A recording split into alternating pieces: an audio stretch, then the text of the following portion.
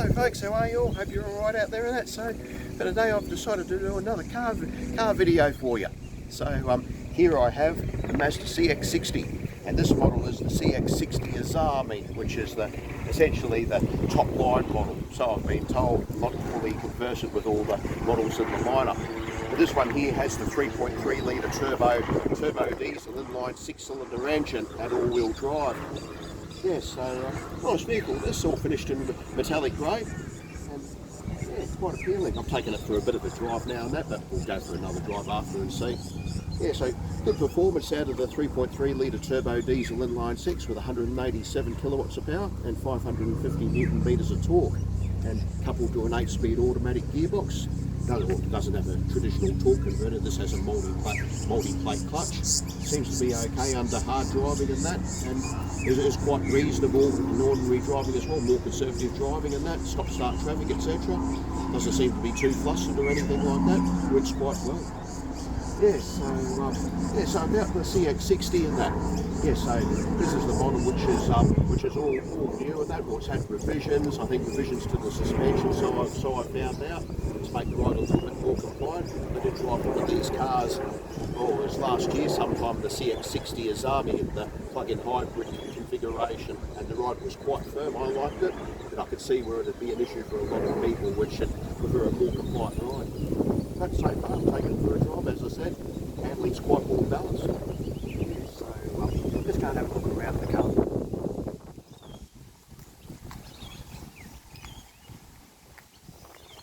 Yeah, so it's the same thing again. You've got your gamut of features. There's all your front cameras, your parking sensors.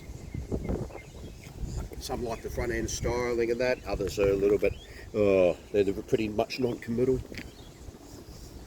So yeah, inline 6.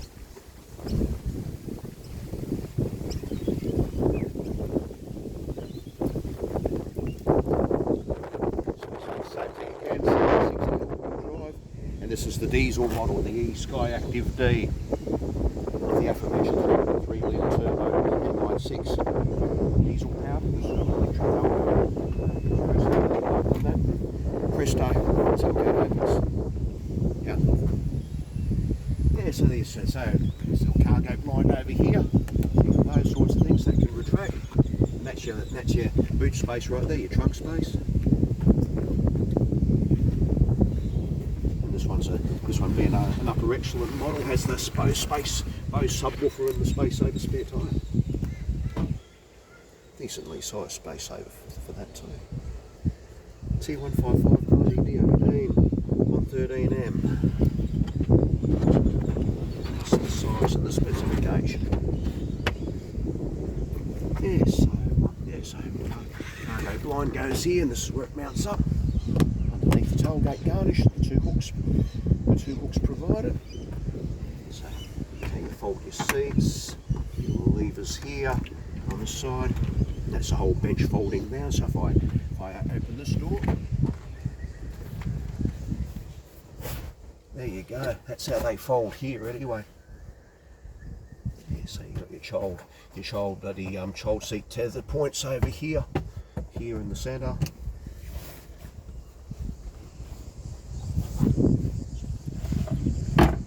One, that's the centre. Hold them individually, of course. Two, there's your centre one going like so. Individually fold that, or individually fold the others in the side. Like so. This has got a recline function as well, just like the CX-5 does. Recline that seat as well.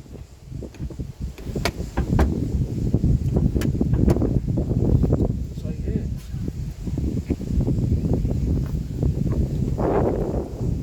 So you can tell how much you can get lock button over if you want to lock all the doors. We'll hit this one here to lower the tailgate.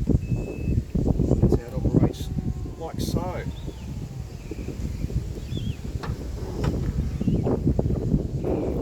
Coming through to the rear passenger area and that.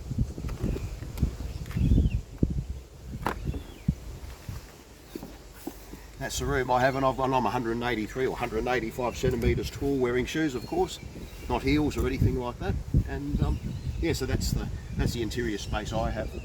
You got little courtesy lights, map lights, and interior map lights for each individual person, like so. Yes, you've got 2 seat back pockets. You've also got your rear vents as well, rear air conditioning vents, those sorts of things. And you've also got seat heating at the rear here as well. You got it, and of course, no matter where you go, what world market you choose, you've also got a bloody household power point too. And this one here is the Australian and New Zealand power point. So you've got your Australian and New Zealand typical power point there, as you can see. And to the left of that, you've got 2 USB-C ports as well. Yeah, so no matter what, depending on the country you're in, will depend on what sort of power outlet you have. Australia and New Zealand, as I said, have this for those for our international viewers. So yeah, adequate space. Alright, so if I move over to my side over here, driver's side, this is set for me. That's me sitting behind my driving position now. So yeah, adequate space, adequate footroom as well. Yeah, so it does the job. It's comfortable enough. The seats are comfortable up here. Good seat, good backrest, good cushion as well. And of course the armrest has 2 cup holders, which is pretty standard fare.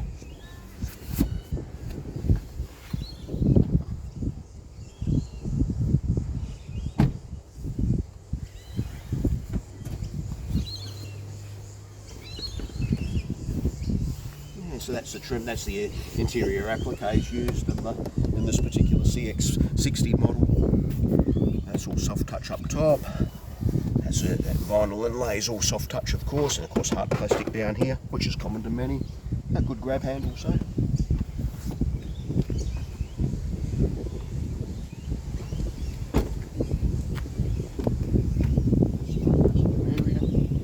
You've got your seat adjustments and that. You got your height as well.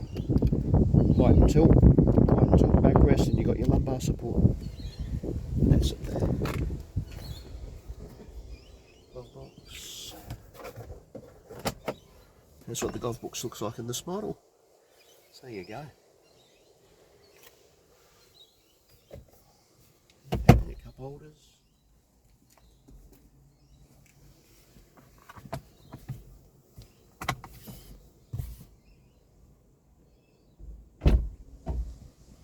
So of course, and this is the driver's seat over here. And that. So I'm just going to pop the bonnet, the hood.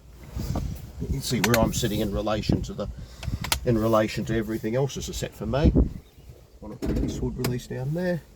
Yes, as I said, you've got your 8-speed automatic gearbox. Yes, it's got the reverse J pattern. Parks over here, so it goes park, reverse, neutral drive, auto climate control, all those sorts of things. So yeah, driving position's good, yeah, good level of adjustment. It does have these personalisation settings and that, but I did try those and I wasn't too enamoured with them. Punching my height, 183 centimetres. And it seemed to have these very skewed adjustments and that, which were a little bit higher than the lowest point, which is where I have it set at. And the backrest was reclined to the point where I was almost like the distance between New York to Los Angeles away from the steering wheel. And that's not something that gels with me and with long legs and short arms. But yeah, there's your sunglass holder. Yeah, sun visors, of course with LED lighting, which is standard. Again, standard fare. Just gonna pop the bonnet, storage tray.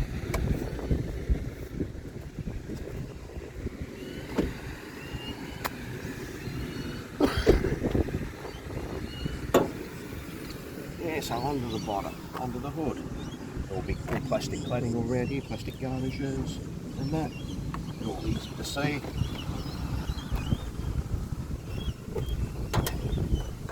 There you go.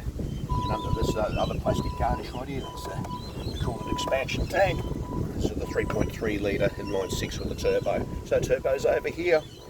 There's all your coils on top of the engine, inline-6 diesel, and there's your DPF, your diesel particulate filter, or diesel catalyst if you want to refer to it as that.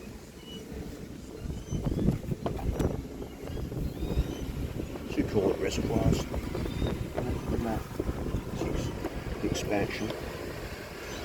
There's a pressure fluid over there, this one. So, nothing groundbreaking. This this does have a hybrid battery, of course.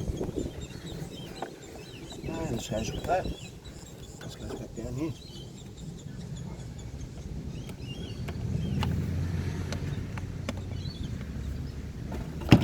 So, like that. So yeah, so everything's. I bet you not too many owners are going to open this up to have a bit of a bo peep. Say the more inquisitive ones, such as myself, that like to do these sorts of things. It's lovely. Yes, lithium ions. That's where it's situated, according to this little diagram here, where the lithium ion battery is. So I would take that's in the front, of course, front of the vehicle, probably near side. Well, I'd say probably towards the rear seat area, under the rear seat cushion. Lithium ion batteries.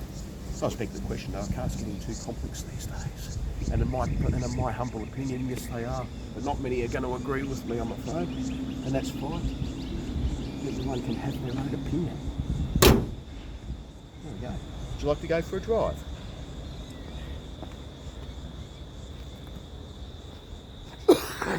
Very good.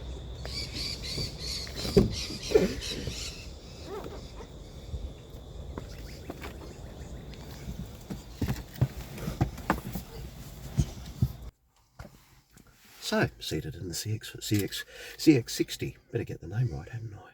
So this is the standard key in that, which is, I'm not a fan of these keys. My Mazda 3 has the same bloody key. I think it's a POS, to tell you the truth. But yeah, your buttons are on the side of it. So if you put them in and put this in your pocket the wrong way, it'll start inadvertently pressing buttons when you walk and those sorts of things. You should see what it's like when I squat. Never mind.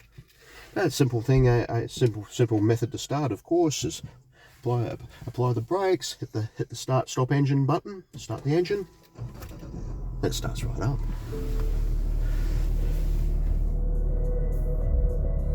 There you go. So the red light's at 5,000 RPM in this in the 3.3 turbo diesel inline 6 configuration. We'll stick that into the cup holders. But yeah, you got your drive modes over here, and that your My Drive. And every time I hit this toggle switch over here, and you look at the instrument cluster, you'll be able to see the modes change. So you got sport, you got normal, which is your normal driving mode, used all the time, and off-road. So you got your 3 modes to choose from. Yes, 5,180 kilometres this car's driven. There's your sunroof function. There you go. So yeah, this has got the panoramic roof. This model has. So just the cover only, or is it the both? No, does the both. There you go. Watching it operate. Is it going back any further? I don't think that's as far as it goes. So that's according to this front section. I don't think this rear glass pane moves. I think it's fixed. And it does have your mandatory wind blocker and that to quell wind turbulence, and when that typical wind buffeting, that sound when you're driving at any kind of speed, slow, medium or fast. So if we push this button forward, yeah, it slows back into position. Does it have a backdraft function? No, that's all it's got. So all you're relegated to is this car is the sunroof blind, just part of the headlining anyway. It's a movable section of headlining, and that section of the sunroof. It only opens one way, so you don't have a true backdraft function. Oh well, still pretty good though for what it is. Yeah. Buckle up everybody. Together we can save lives. Always wear your seatbelt. So yeah, so reverse J pattern for the ratio selector. Yeah, so you got parts and park at the moment. You might not be able to see it from there though, the actual full map. Oh no, we've got it. So you got park, reverse, neutral, drive. So the reverse J or an inverse J. So detent releases over here in front of the knob. That's where the detent releases. So you got park, and over to that's reverse now, and you got your gamut of cameras. Okay, so neutral and drive. So it's neutral. Oops. There we go, neutral, reverse and park. So park, reverse, neutral and drive. There you go. So that's all it is. So you've got hill descent control in this as well. You've got those sorts of things. And there's your camera toggle switch down here. So looking at the MZD connect pattern. Or is it? No, it's going to show us. That's pretty much it for now. So was going to show us, but yeah, so yeah, you've got your MZD connect over here. You can cycle through all your functions, your home button information, navigation. We haven't got our, no, it's got no navigation card, and also can't show you the proprietary Mazda nav. Entertainment, so I'll just keep it simple. So you've got all your station lists in that. So you've got your source list. So you've got a choice of FM, AM, digital audio. So yeah, you've got your Bluetooth. All your stations there available. Source list, AM. This is your AM, so you've got all your stations as you do. So back, digital audio, or settle for digital audio. Anyway, so that's the way the cookie crumbles. Plus you got all your audio, all your controls on the steering wheel anyway. You got your voice recognition, phone hang up, your trip computer via the info switch, high active sense status, tells you those sorts of things. Litres per 100 k's, currently 6.4 litres per 100 k's, diesel fuel. So yep, so remember, 3.3 turbo diesel, inline 6. And yeah, you've got your memory seat positions, you've got your i-stop off switch as well. So those i-stop, traction control switch off, traction control off, parking sensors, etc. Alright, so where are we? So 22 degrees. So you got heating and cooling seats in this model too. So you've got your cooling seats, and your cool seat, and your heated seat function, both drive and front. The rear, as I mentioned before, your rear seats have the provision for heating as well. So yeah. Oh, enough of my gas bagging. Let's go for a drive. Away we go. Okay, let's go and have a look. See how the transmission behaves just off a slight incline. No, it's not too bad, actually quite smooth. It's not snatchy under part throttle. There we go. Let's go for a drive. There's a digital speedo. Car's coming, yes, no, but there. We are good.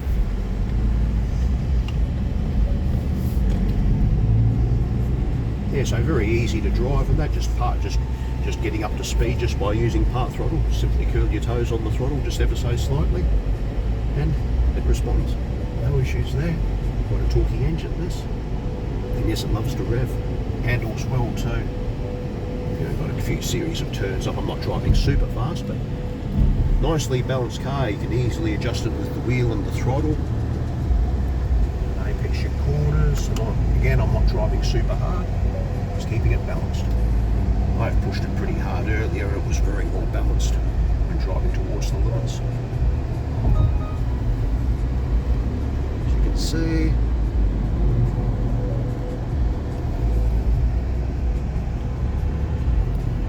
it rides well. It is a more pliant ride than before when they've implemented their suspension, their damper changes.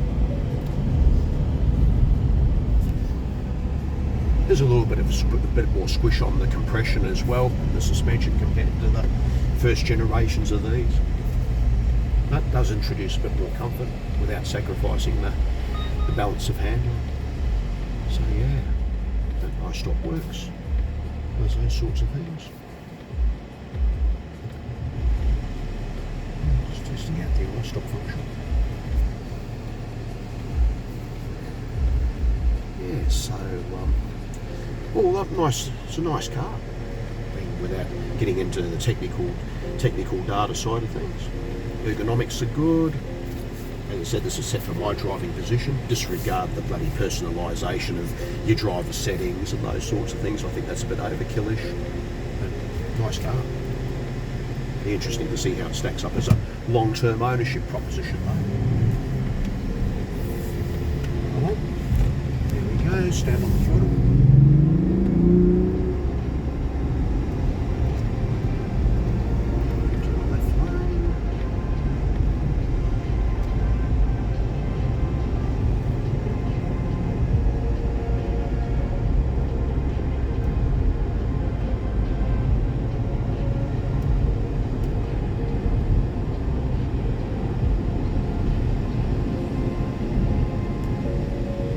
Take it on the motorway just for a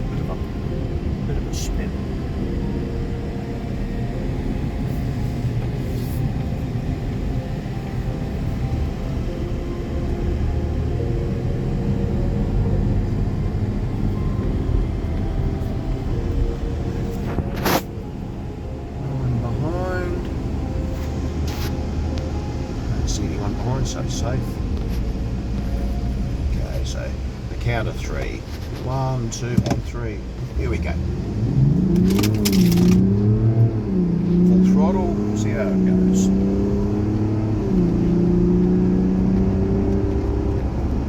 So adequate performance. I wouldn't say it's a rocket ship, but the performance delivery is still quite smooth, and yes, it is diesel. So you don't have that typical diesel engine clutter or anything like that.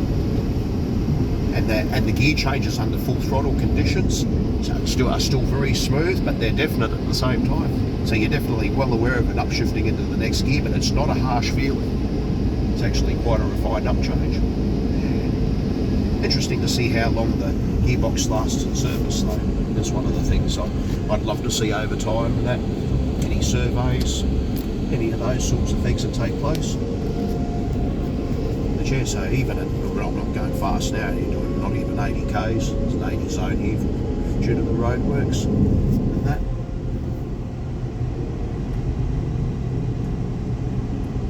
How long it is until they're finished. Time will tell, I guess.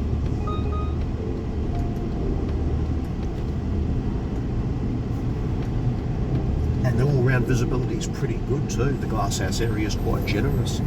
Yeah, so when you look to the rear, of course you've got your traditional D-pillar blind spots and that. But they're not, I wouldn't consider them to be intrusive or anything like that. In my book, the all-round visibility is pretty good. Steering feels nice, nicely weighted. You still feel what the front wheels are doing. They're still quite communicative, and a lot of people will tell you it's hard to believe it's an SUV. And it's actually very well sorted. So in a way, you can understand why a lot of people are gravitating towards SUVs. Yes, the practicality side's there. They're easier to get in and out of compared to a conventional car. But for me personally, it's driving dynamics, handling and driving dynamics are big things to me as a driving enthusiast. Very big things indeed. A very relaxed car to drive, even though we're doing 83, 82 k's, sitting on 1300 RPM, so it is quite relaxed. And of course you've got your paddle shifts here if you want to manually override the gearbox. That's an 8th ratio now, so 8-speed automatic, as I said. It's a top gear. 8th gear, so that's 1300 revs at 82 k's, so 51 miles an hour. And you can always downshift to 7th, 6th, 5th, 4th, 3rd. That won't allow me to downshift to 3rd.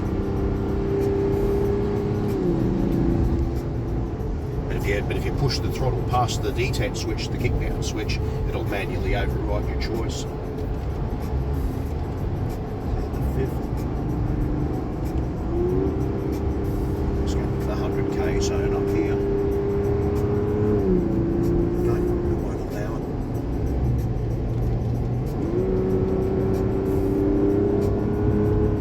That's at $4,500. It's not quite up to 5,000 RPM.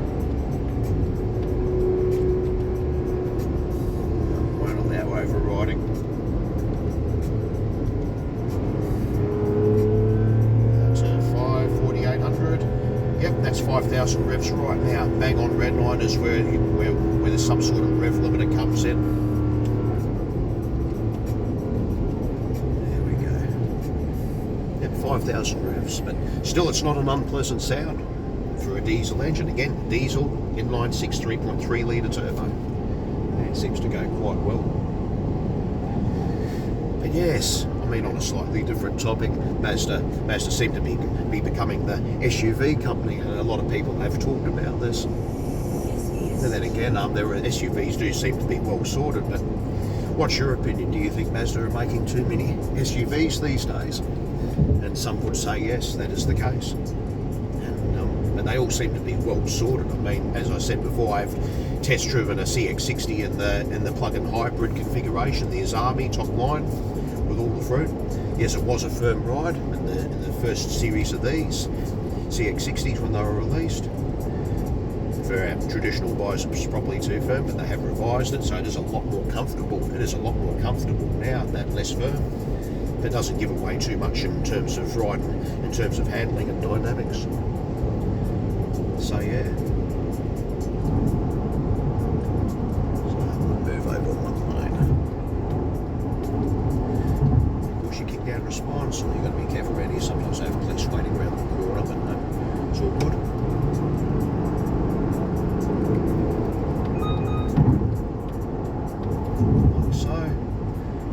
overtaking performance is quite sufficient too, and the kick down is nice and smooth.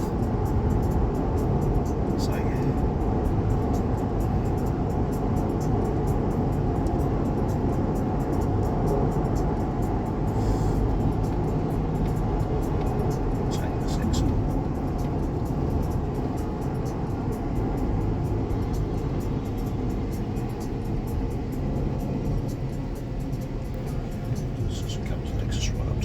Road.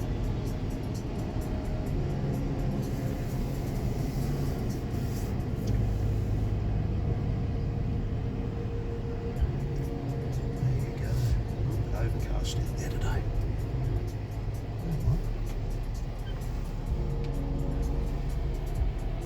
So what do you reckon, my dear? Nice and comfortable for you? Yes. Yeah, this has got the Bose, of course, being in one of the upper echelon models. Bose sound. Obviously this is nice laid back music by SBS Chill.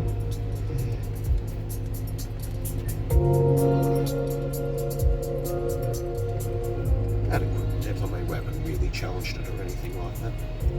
Adequate depth and volume. Obviously you need the heavier beats and that to really show its worth.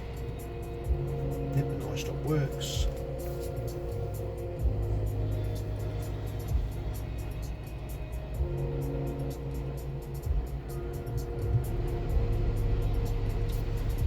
Climate control performance is quite sufficient.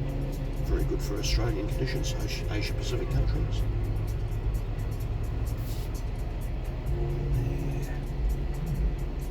Mirrors are good visibility, decent size. Of course they have their folding function, of course, folding the mirrors in and out. Unfold. There you go. They all work.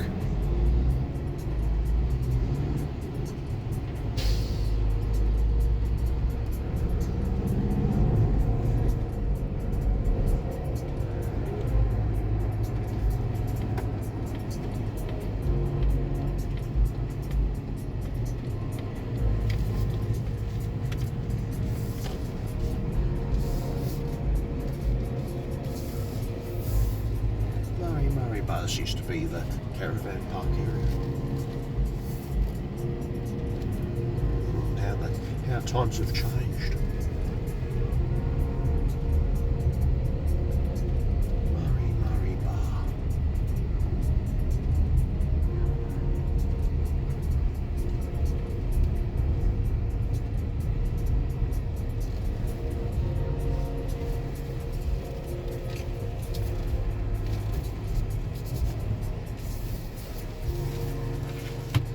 On the reverse, that's your gamut of cameras over here. So it has trajectory as well. So when I turn the steering wheel, there's your trajectory function. Trajectory. There you go. So it has trajectory function. Plus you can see everything from the top cameras too. There you go. Your left cameras on your left. Cameras on your right. So there you go. It is a bit overkillish though, really, when you break it down to lowest terms.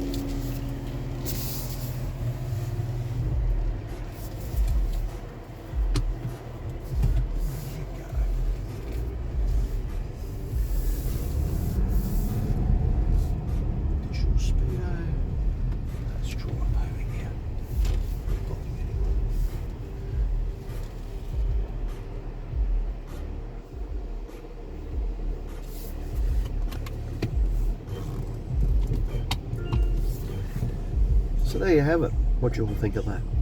Hope you like it. I don't mind this SUV myself.